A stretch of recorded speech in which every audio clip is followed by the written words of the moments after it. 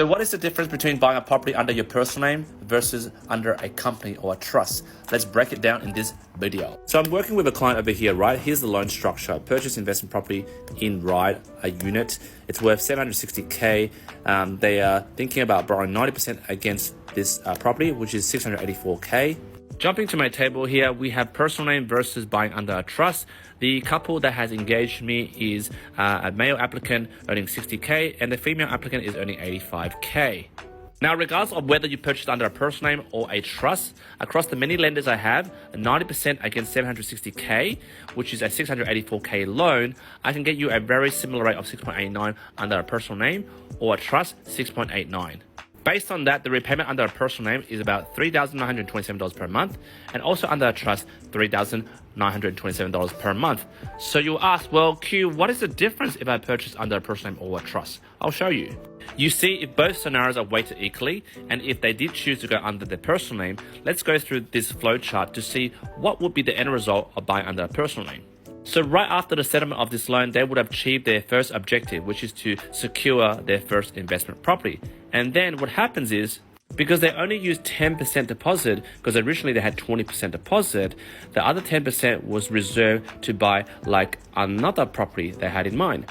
But going through this flow chart, because they purchased under their personal name, 60K plus 85K would have maxed out their lending capacity on this property. That would have been maxed out. So then we follow through this flow chart. The question they'll ask them is, can you earn more income? And if they say, yes, I can earn, for example, this person's got to get a promotion to 90K, this person's got to get a promotion to 100K, I would have then projected it what their new pre-approval would look like. But if they said to me, hey mate, there's no way my boss or employer is going to give me a promotion, we're going to be on this income for the next 2 or 3 years, or even 5 years, then they've maxed out. The income will stay the same, and then their story ends over here in terms of their investment journey.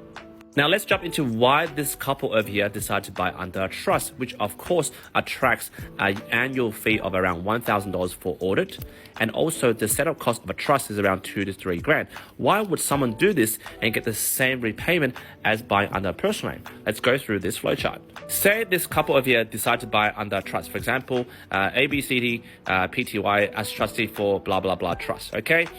They would achieve their first objective, which is owning their first investment property, but now under a trust. Again, based on their income to test whether they've maxed out their borrowing capacity, I'll ask them the same question. Do you have more income? And then obviously, yada, yada, yada. Yes, I can get you more lending, right? That's easy. But what if their income stayed the same?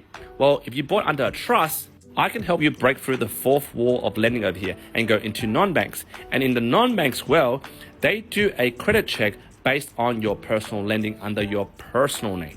Now, technically, when they do a check on you, they can't see this trust because you didn't obtain the loan under your personal name, which they would have seen over here and then game over. But because of over here, you have zero lending. Now, again, this is not financial advice, and I'm not encouraging people to break through the fourth wall lending. There's a reason why a lot of majors and second-tier banks have put a wall down in terms of how much you can borrow. But this client that is working with me also works with an accountant and a financial planner. They've done their due diligence and are well informed that the non-bank that breaks through the fourth wall lending is charging an arm and leg of 7.9% interest only. There will be fees, and they also understand these clients over here, the difference between affordability and borrowing capacity, which in this trust scenario here, borrowing capacity can be doubled.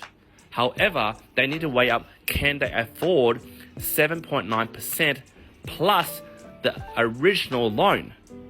So hypothetically, they could afford the repayments. What would that look like? For example, they originally have the 90% loan of 760K. The repayment is $3,927 per month. Say they got another property because they have a remaining 10% left to buy another 760K, but at 7.9%, the repayment now is $4,503 on top of this repayment. Because remember, the non-bank we go to doesn't see the original loan, but of course it still exists, right?